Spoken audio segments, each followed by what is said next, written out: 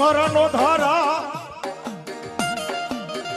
બાલુડાનો યગદી મારી ગોઠમાની યગદી દેવી ગાંડી બને બને